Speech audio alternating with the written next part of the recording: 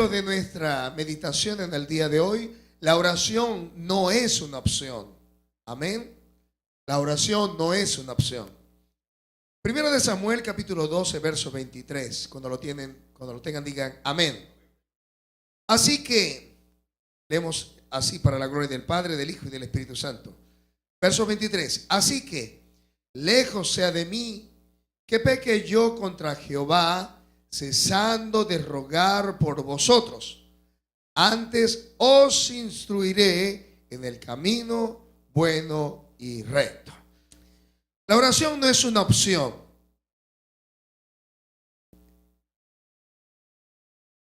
La oración es un deber. La oración es una necesidad. La oración es fuente de poder y la oración nunca debe cesar. ¿Qué es una opción? La opción se define como la posibilidad que se presenta de elegir entre varias cosas. Algunos eligen venir a la iglesia, algunos eligen comer a determinada hora, tener determinados amigos, algunos tienen varias opciones. Pero la oración no es una opción. La oración es una necesidad.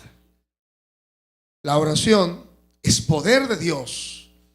La oración es un deber en la vida del creyente. La oración es un placer y es un privilegio que gozan los hijos de Dios, pues no todos pueden acercarse al Padre de las luces, que es nuestro Dios y nuestro Salvador. La oración no tiene un lugar preponderante en la vida de muchos creyentes. Y esta es la razón por la que hay vidas derrotadas, familias destruidas, la razón por la que muchas congregaciones no progresan. Muchas veces es la razón por la cual los países y las ciudades están como están.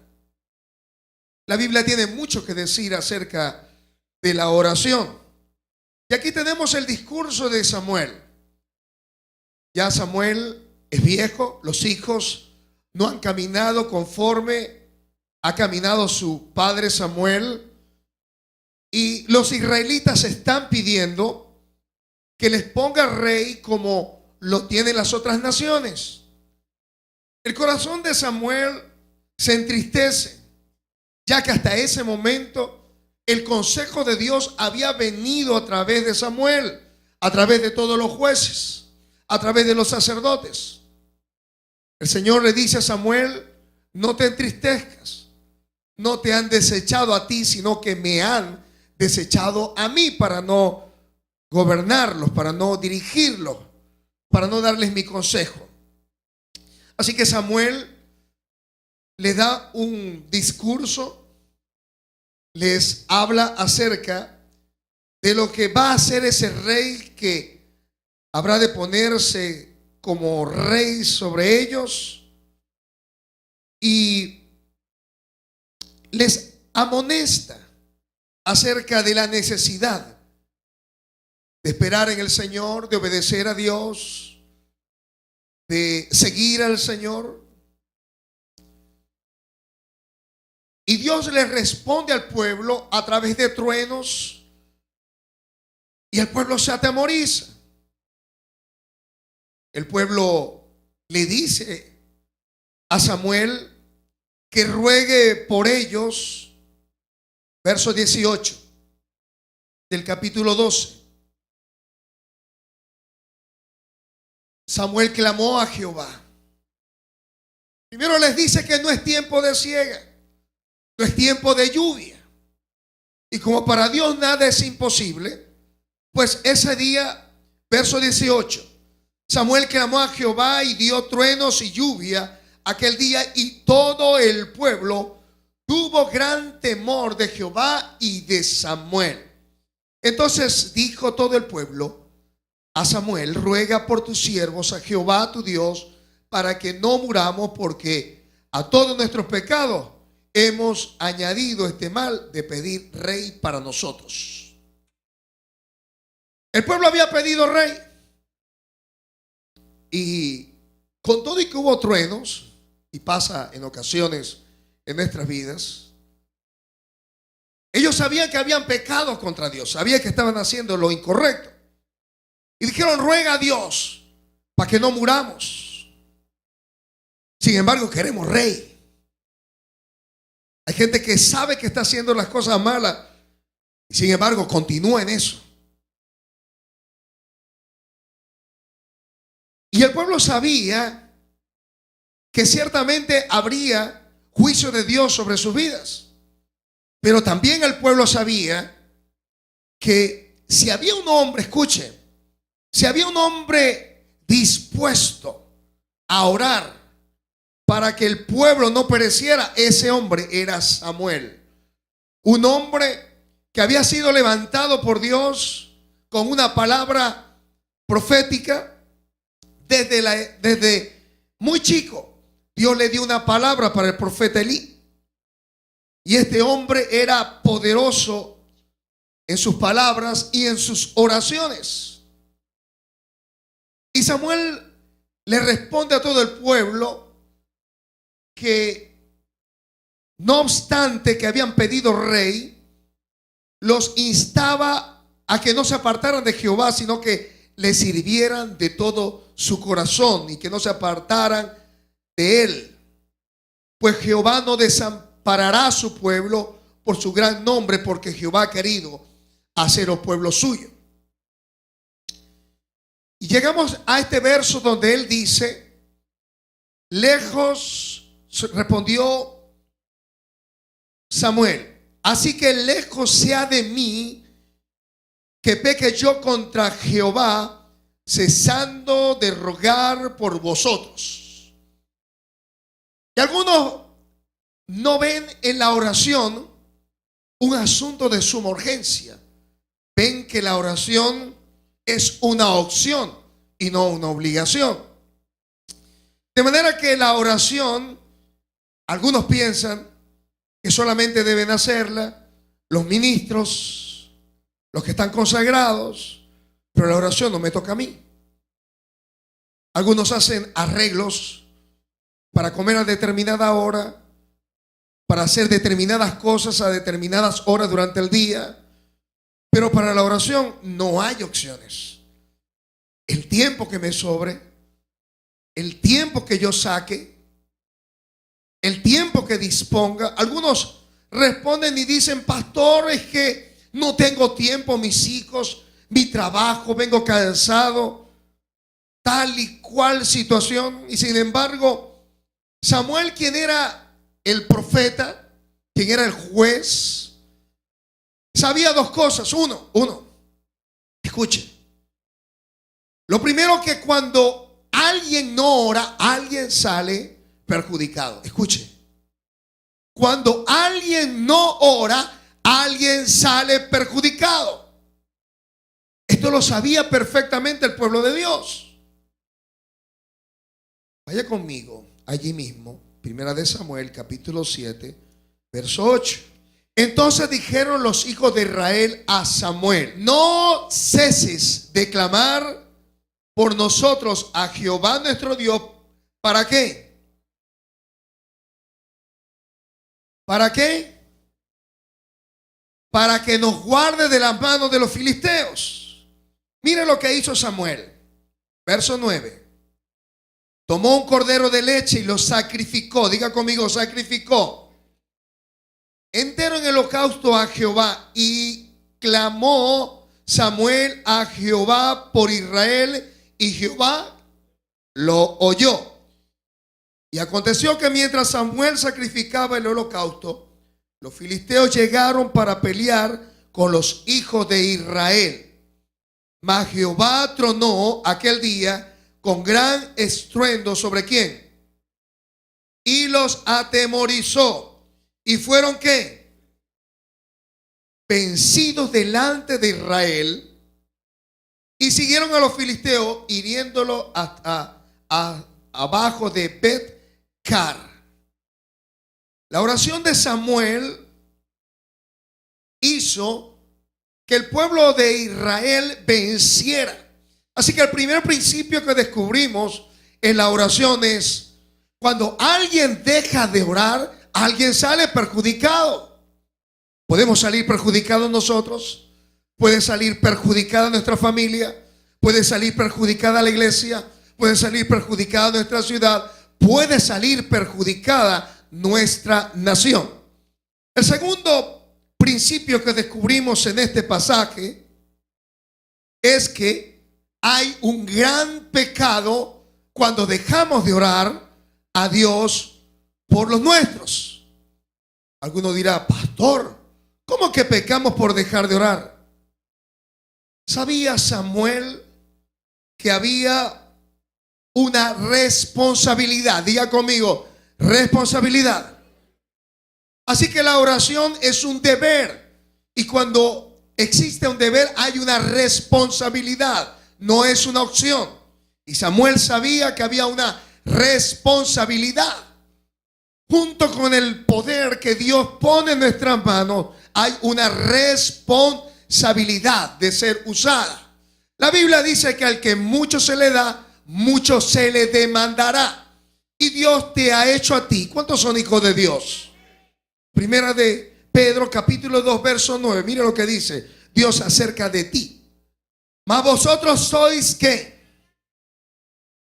¿Qué más somos? Real sacerdocio. Diga: yo soy sacerdote. ¿Quién es sacerdote? ¿Quién es sacerdote? Diga: esto es conmigo. ¿Qué hace un sacerdote? ¿Qué hace un sacerdote? Hace sacrificios, hace holocausto, levanta altar, levanta petición, invoca el nombre del Señor, intercede a favor de aquellos que lo necesitan. ¿Sí o no?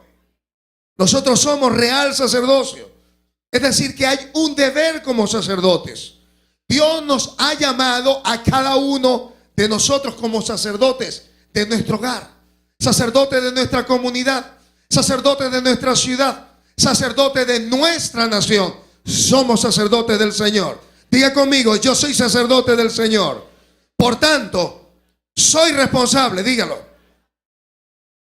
La oración es un deber, es un llamado que Dios nos ha dado. Dios nos ha hecho sacerdote. Somos una nación santa, un pueblo escogido, y Dios nos ha hecho sacerdotes para interceder a favor de nuestra nación y de nuestro hogar, de nuestra familia. La oración es un deber, no es una opción. Algunos ven la oración como que si se puede hacer o no se puede hacer. Dios nos ha dado este privilegio, y algunos no nos damos cuenta que cuando dejamos de orar, alguien sale perjudicado. Pero sobre todo pecamos contra Dios porque es un deber. Primera de Tesalonicenses, capítulo 5, verso 17. Orad sin cesar. No es una opción, es un deber, es un mandato. La oración es un mandato. Dígale que está a su lado: orar es un mandato. Pero mire lo que dice Santiago capítulo 4, verso 17. Mire lo que dice ese texto.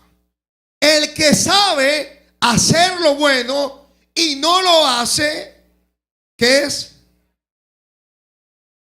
Podemos pecar por omisión y podemos pecar por comisión. Es decir, podemos pecar deliberadamente o podemos pecar sencillamente no haciéndolo, sabiendo que debemos hacerlo. Es decir, que podemos pecar sabiendo hacer lo bueno y no haciéndolo. ¿Qué es para nosotros el bien?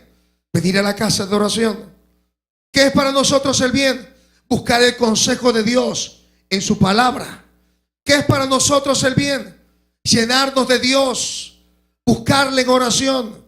¿Qué es para nosotros el bien? No odiar, no gritar, no maldecir, no decir malas palabras. El que sabe hacer lo bueno y no lo hace, le es pecado. ¿Qué es para nosotros lo bueno? Dar testimonio de nuestra fe, de lo que hemos creído, de a quien tenemos nosotros dentro de nuestro corazón. ¿Por qué? Porque hay personas a nuestro lado que necesitan la palabra del testimonio de que somos creyentes. Y algunos, no en esta iglesia, pero en otras, son cristianos a la secreta. Nadie sabe que son cristianos. Adiós si tú eres cristiano. Y es porque se ven en un congreso 7 años después de estar trabajando con ellos. No pasa aquí, gracias al Señor. A lo mejor en otras iglesias. La oración es una necesidad. Una necesidad porque cuando oramos ocurren cosas. Cuando dejamos de orar no ocurre nada. Alguien le decía a un prominente predicador, ministro del Señor: mire, todo lo que a usted le ocurre es por casualidad. Y él decía: pero da la casualidad que cuando yo oro ocurren muchas casualidades, y cuando dejo de orar no ocurren ningunas. Cuando oramos, el juicio de Dios se detiene sobre nuestras vidas. Cuando oramos al Señor, Dios escucha y bendice la tierra. ¿Sabe qué dice la Biblia? Lucas 11, verso 9. Y yo os digo, pedid.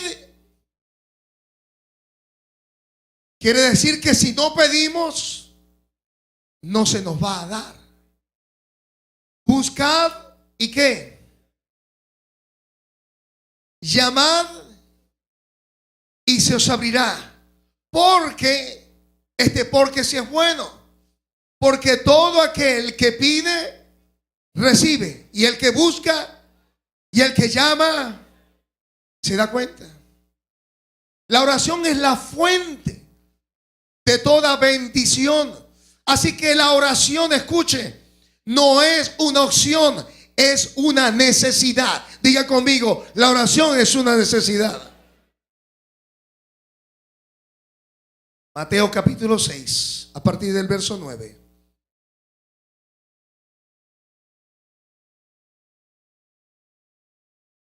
Mire lo que dice. Mas vosotros pues oraréis así. Y tenemos el Padre Nuestro que algunos lo rezaron. Nosotros ahora lo oramos. Y el Padre Nuestro nos habla de adoración y alabanza. Nos habla de venga tu reino. Nos habla de la voluntad del Señor en la tierra, así como en el cielo. Nos habla de provisión. Nos habla de perdón. Nos habla también de que Él perdona nuestras deudas como nosotros perdonamos. Nos habla acerca de no meternos en tentación y librarnos del mal. Y nos habla nuevamente de adoración y alabanza. El Padre Nuestro encierra todas y cada una de nuestras necesidades. ¿Será posible que Dios pueda proveernos el pan si no lo pedimos? Pedid y se os dará. Buscad y hallaréis. Llamad y se os abrirá. En el libro de Santiago leemos nosotros también que algunos no tienen porque no piden. Y si piden, piden mal para gastar en sus deleites, en sus placeres. Oh almas adúlteras, dice el Señor, ¿no sabéis que la amistad del mundo es enemistad contra Dios?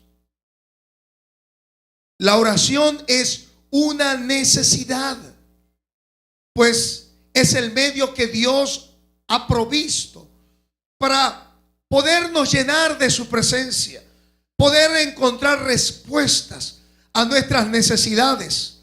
Es la respuesta de Dios a nuestros enemigos. Y es además la respuesta de Dios cuando todo ha fallado. Dice la Escritura. Hechos, capítulo 12, verso 5.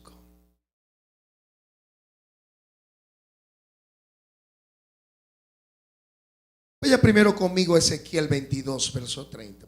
El juicio de Dios estaba a la puerta para destruir al pueblo a causa del pecado.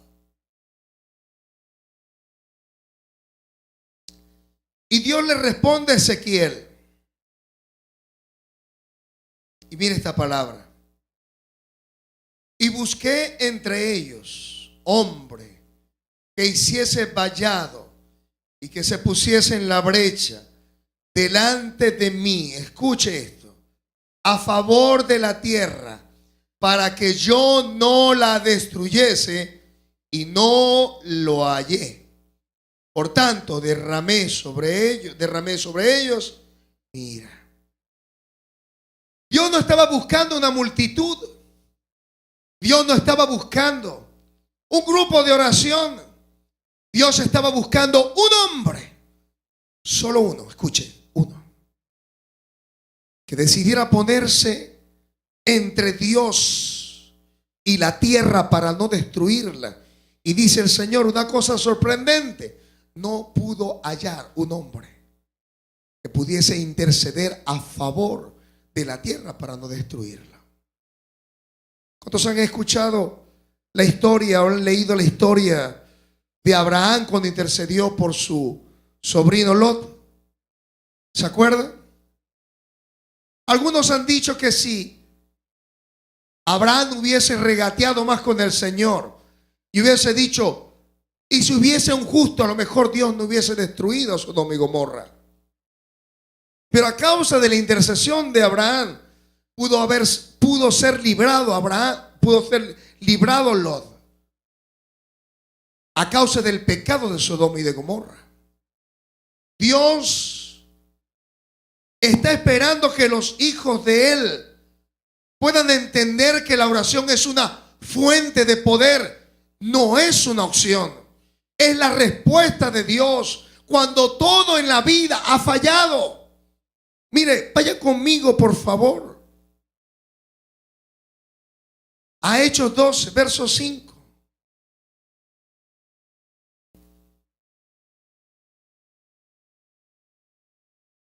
Y la iglesia estaba siendo perseguida. Jacobo había sido muerto, el hermano de Juan. Y Herodes echó en aquel tiempo a algunos de la iglesia para maltratarles en la cárcel. Dice, mató a Jacobo. Verso 4, tomó preso a Pedro y lo puso en la cárcel. Y le entregó a 4 grupos de 4 soldados cada uno para que le custodiasen. Y se proponía sacarle al pueblo después de la Pascua. Le iban a matar.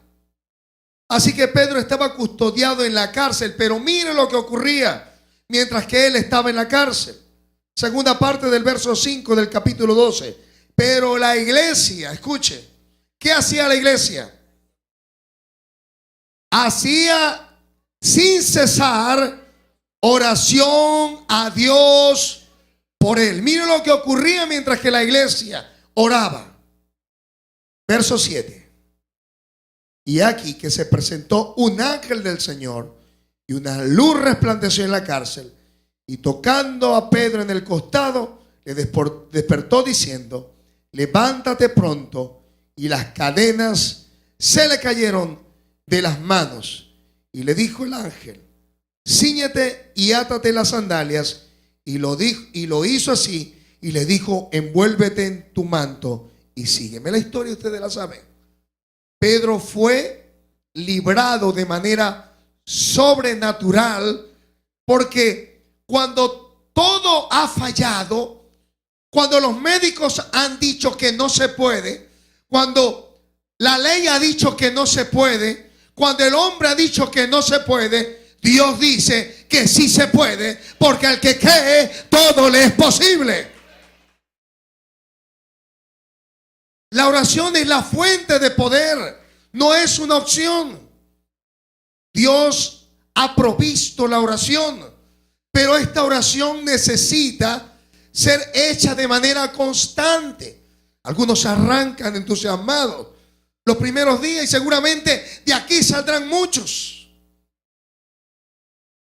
entusiasmados, deseosos de levantar un altar de oración para después verse a las semanas desanimados. Pero yo quiero animarte en el día de hoy que a partir de este día, de esta hora, tú puedas levantar un altar de oración en tu casa para nunca más cesar. ¿Sabes por qué? Porque la oración tiene que ser sin cesar. ¿Sabe lo que significa sin cesar? La palabra cesar viene del hebreo hadal, que significa ser flojo. Es decir, que si necesitamos ser constantes, no podemos ser flojos en la oración. La palabra hadal también significa abandonar. Algunos comienzan entusiasmados, orando por el esposo, por la esposa, orando por el trabajo, orando por la provisión, orando por el ministerio, orando por la iglesia, orando por una bendición, para después abandonar. La oración tiene que ser constantes. La oración nunca puede cesar. Diga conmigo, no puede cesar. Hadal significa estarse quieto. Significa también dejar. Significa quedar abandonado, terminar. Algunos piensan que si tienen una experiencia poderosa en el Señor, pueden durar un mes sin orar.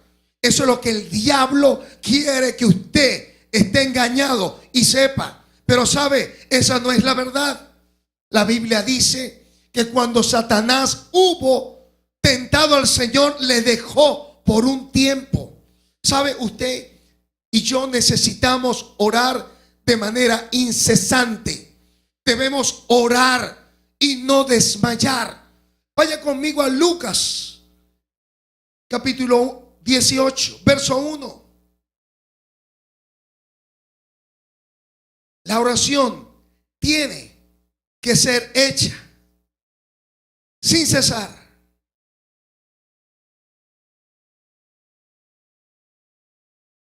Mire lo que dice Lucas 18. ¿Qué dice? Lucas 18, verso 1. También les refirió Jesús una parábola sobre la necesidad de orar siempre y no que. Diga conmigo, no puedo desmayar en la oración. Algunos han comenzado a orar para después desanimarse. Y mire, la Biblia dice, vaya conmigo a Daniel. Daniel capítulo 10.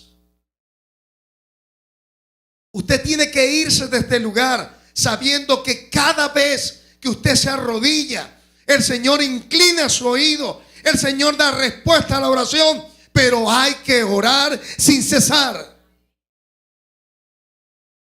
Mire lo que dice Daniel,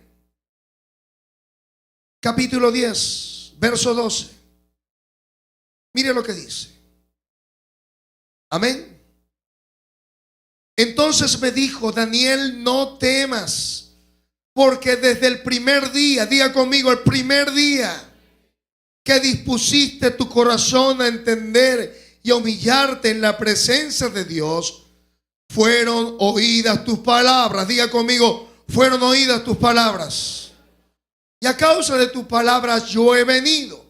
Mas el príncipe del reino de Persia se me opuso durante 21 días. Pero he aquí Miguel, uno de los principales príncipes, vino para ayudarme y quedé allí con los reyes de Persia. ¿Se da cuenta? Oramos y Dios escucha la oración y Dios envía la respuesta. Pero muchas veces nosotros quedamos a mitad de camino y Dios quiere responder nuestra oración. Decimos, Señor, úsame. Señor, da respuesta a esta necesidad. Para después, a una semana de comenzar a orar, abandonar. Y muchas veces hasta olvidamos lo que hemos pedido a Dios. Muchas veces Dios responde en misericordia. Y Dios nos tiene que recordar, esto fue lo que tú pediste. Dios no olvida. Nosotros podemos olvidar, pero Dios no olvida. Daniel tenía una necesidad de unas respuestas. Y durante 21 días oró. Y mientras que él oraba, había una batalla cósmica, una batalla espiritual. Eran los ángeles que batallaban con las huestes espirituales del mal. Y la respuesta quería venir de parte del Señor. Si Daniel no hubiese dispuesto su corazón, si Daniel no hubiese buscado a Dios en ayuno, en oración durante 21 días, seguramente esa respuesta nunca habría venido. Pero Daniel entendió que tenía que perseverar en la oración. Diga conmigo, perseverar. Algunos piensan, no, pastor, pero la oración no es para mí. Lo mío es servir a Dios. Algunos también dirán, no, pastor, pero yo no sé hacer nada. Mire lo que dice la palabra del Señor. Vaya conmigo. Lucas capítulo 2, verso 37.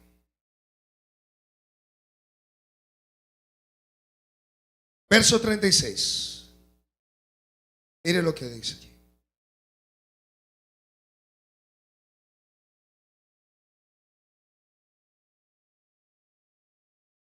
Estamos hablando de que estaban presentando al niño Jesús en el templo.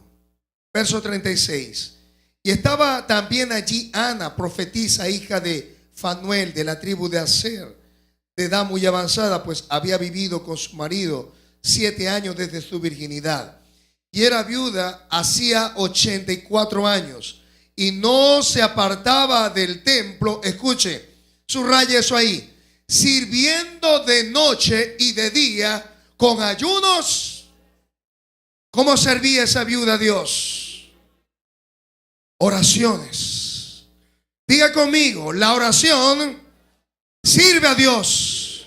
La oración es un servicio a Dios. Algunos menosprecian el tiempo de oración, pero sabe, Dios puede hacer 1000 cosas más con 1 hora de oración que 1000 horas que usted emplee en la obra de Dios. ¿Sabe por qué? Porque servimos más a Dios cuando oramos que cuando dejamos de orar. Hechos, capítulo 6, verso 4.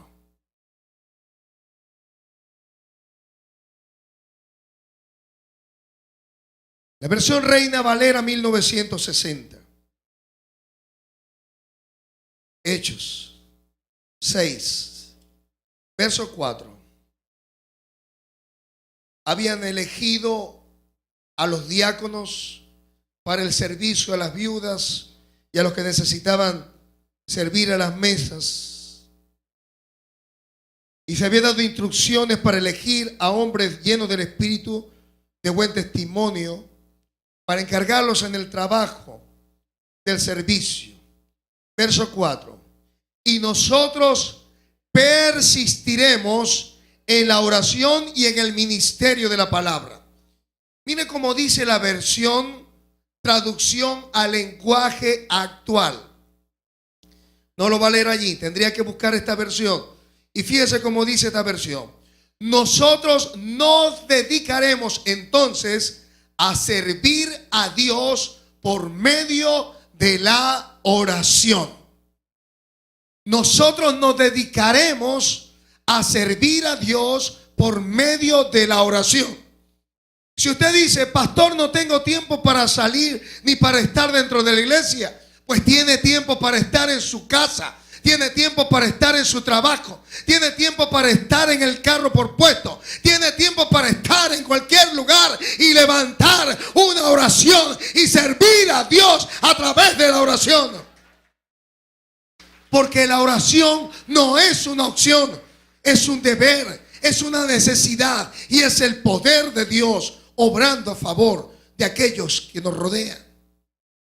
La oración es una responsabilidad personal ante Dios y tiene consecuencias concretas a favor o en contra de aquellos por los que oramos. Si dejamos de orar, alguien sale perjudicado. Si oramos, Dios va a comenzar a hacer cosas. Samuel dijo: lejos sea de mí, lejos sea de mí. Usted no puede esperar que alguien ore por su hogar.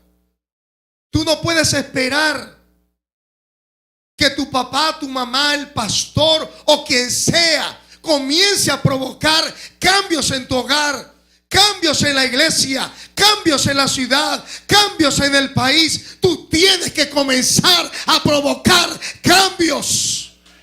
Samuel dijo: lejos sea de mí. Dios está esperando que tú lo hagas. Él está esperando que tú tomes la decisión. Dios está buscando. La Biblia dice que los ojos de Jehová recorren toda la tierra, buscando a una persona que tenga corazón perfecto para con Él, para mostrar su poder. No está buscando una multitud, está buscando un solo hombre, una sola mujer que se atreva, que crea, que dé pasos de fe. Samuel sabía que él oraba y los enemigos eran dispersados. Él sabía que mientras que su lámpara estuviese ardiendo, mientras que el altar estuviese quemando el fuego, el incienso de la oración, ese pueblo nunca jamás sería avergonzado. La falta de oración es responsable de la ruina espiritual, personal y corporativa. La falta de oración es la responsable de la ruina financiera de muchos hogares. La falta de oración es la responsable de la pobreza y de la ruina en la iglesia, en la familia, en la vida personal, en el lugar donde vivimos. Segunda de Crónicas 7:14. Si se humillare mi pueblo, si se humillare mi pueblo, sobre el cual mi nombre es invocado, y oraren, digan conmigo, oraren, y buscaren mi rostro, y se convirtieren de sus malos caminos, entonces, diga conmigo, entonces yo iré desde los cielos y perdonaré su pecado y sanaré su tierra. Lejos esté de mí, que peque yo contra el Señor. Dejar de orar es una falta grave ante los ojos del Señor. No podemos inventar excusas. Había una empresa y una situación financiera difícil. Le había caído la mala a esa empresa y las cosas iban de mal en peor. Los empleados estaban desanimados, los colaboradores, trabajadores, todo estaba mal. Era necesario hacer algo para salir de ese caos, pero nadie quería asumir la responsabilidad. Por el contrario, los empleados se quejaban que las cosas andaban mal, que no había un futuro bueno para la empresa y que alguien debía tomar la iniciativa de cambiar la situación de esa empresa. Un día fueron los empleados y se encontraron en la entrada de la empresa un cartel bien grande que decía así: falleció ayer la persona que impedía el crecimiento de nuestra empresa. Usted está invitado a participar del velorio en el salón de los deportes. Al principio la reacción de los empleados, de los trabajadores, de los asociados fue de tristeza. Todos se sintieron tristes porque alguien había muerto. Pero después de algún tiempo sintieron curiosidad por saber quién era esa persona que estaba bloqueando el crecimiento de la empresa. La agitación en el salón era grande. Llamaron a los guardias, ya que había un desorden. Pusieron una fila india para que todos pudieran ver dentro del féretro esa persona muerta. Y a medida que las personas se aproximaban al cajón, la excitación de la gente aumentaba. ¿Quién será el que estaba estorbando el progreso? Se decían unos a otros. Qué suerte que ese infeliz haya muerto. Uno a uno, los funcionarios agitados y empleados se acercaban al féretro y miraban al difunto. Se quedaban pasmados y en absoluto silencio, como si hubiesen sido heridos en lo más profundo de sus almas. Ciertamente usted no habría imaginado nunca lo que estaba en el fondo del cajón. Había un espejo. Un espejo. Todos los que miraban dentro se miraban la cara. La moraleja de esta historia es bastante clara para todos. No existe una persona capaz de limitar tu crecimiento o mi crecimiento. No existe. Nosotros mismos somos los que nos limitamos. Usted es la misma persona que puede cambiar su vida. Nosotros mismos somos las únicas personas que podemos perjudicarnos a nosotros mismos. Somos nosotros mismos quienes podemos comenzar a provocar cambios en nuestra vida y en la vida de los demás. No intentemos hallar o buscar culpables de las fallas que están a nuestro alrededor. No inventemos disculpas y cumplamos lo que prometemos a los demás y sobre todo lo que nos prometemos a nosotros mismos. Responsabilicémonos y obedezcamos al Señor a cualquier precio.